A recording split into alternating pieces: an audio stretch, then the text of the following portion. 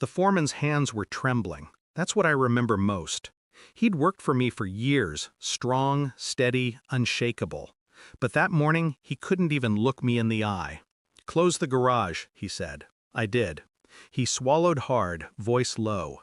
"You can't call your wife yet." Something inside me went still. Not fear, not yet, just that sharp, clean silence before something shatters. "What did you find?" He didn't answer right away. He walked me to the truck, lifted a plastic-wrapped object from a pile of boxes. A slit in the fabric showed foam, my daughter's mattress. He peeled it back, slowly, and I saw it. Not what I expected, not drugs, not money, something smaller, folded, hidden deep inside the lining, paper, photographs, a phone I didn't recognize. I didn't say a word, just nodded, thanked him, and told him to take a break. He hesitated. "Sir, are you okay?" I smiled, of course, but inside something cold began to move. That night, I waited for her to come home. She kissed me on the cheek, same as always, smiling like she'd never kept a secret in her life. My daughter ran upstairs to her room, humming. I watched her, my wife. Every gesture rehearsed, every laugh perfectly placed. I'd known her face for 15 years, but that night, it looked wrong, too calm, too clean. I poured wine. She talked about the move, about how the new house would be our fresh start. Her words felt rehearsed, like lines she'd practiced in someone else's mirror. Later, when she fell asleep beside me, I slipped out of bed and took the hidden phone to my office.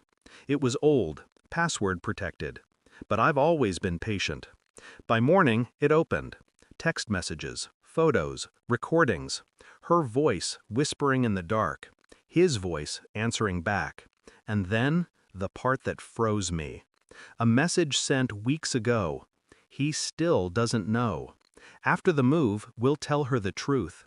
She deserves to know who her real father is." My throat went dry. She wasn't talking about herself. She was talking about our daughter. I didn't confront her, not yet. Instead, I became something else. Quiet, deliberate, invisible. I ordered a DNA kit, for fun. Family project. She smiled, agreed. She had no reason not to. Days passed. She joked, she cooked, she played the part. But every smile now looked like a mask I'd learned to peel away. At night, I'd lie awake listening to her breathe, counting every exhale, wondering how many lies fit between them. When the results came, I didn't open them right away. I just stared at the envelope. There's a strange peace in the moment before truth hits you, like standing in the eye of a storm. I opened it 2 days later, alone. The paper didn't scream, it whispered.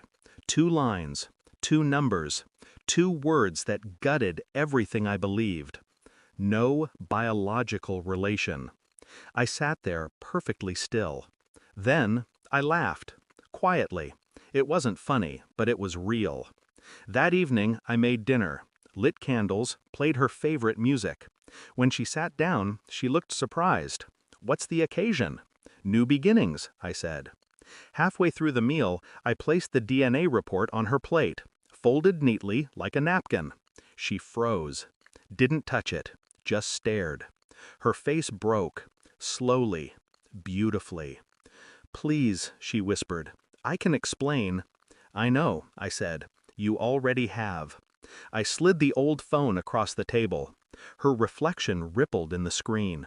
Silence filled the room, thick, suffocating. She reached for my hand. I didn't move. Then the begging started, words spilling, half-truths, tears. I just watched, detached, like observing a storm from behind glass. When she realized I wasn't reacting, something inside her changed. Fear turned to recognition. She finally understood. There was no fixing this. I didn't shout, didn't accuse. I simply told her she had until morning to pack her things. She'd leave quietly, without a scene. Or I'd forward the evidence to every person she'd ever lied to. Her mouth opened, then closed. She nodded. Later, I went upstairs and found my daughter sleeping, peaceful, unaware. I sat beside her bed, hand on the same mattress where it all began. The same mattress that told me the truth. I whispered, "You're safe." She didn't hear me. Maybe that was better. By sunrise, my wife was gone. The house was quiet again. I walked through the empty rooms, the echoes of a life I no longer recognized. No anger, no heartbreak, just clarity. It's strange how betrayal doesn't destroy you. It refines you, burns away everything weak. I stood in my daughter's doorway, watching the morning light crawl across her floor. For the first time in months, I felt still. I thought of my wife, her lies, her trembling, her silence as she walked out. And then I smiled, because I realized the truth doesn't set you free. Thanks for watching. Don't forget to like, share, and comment. Subscribe now to Cheating Stories Insight World for more amazing stories.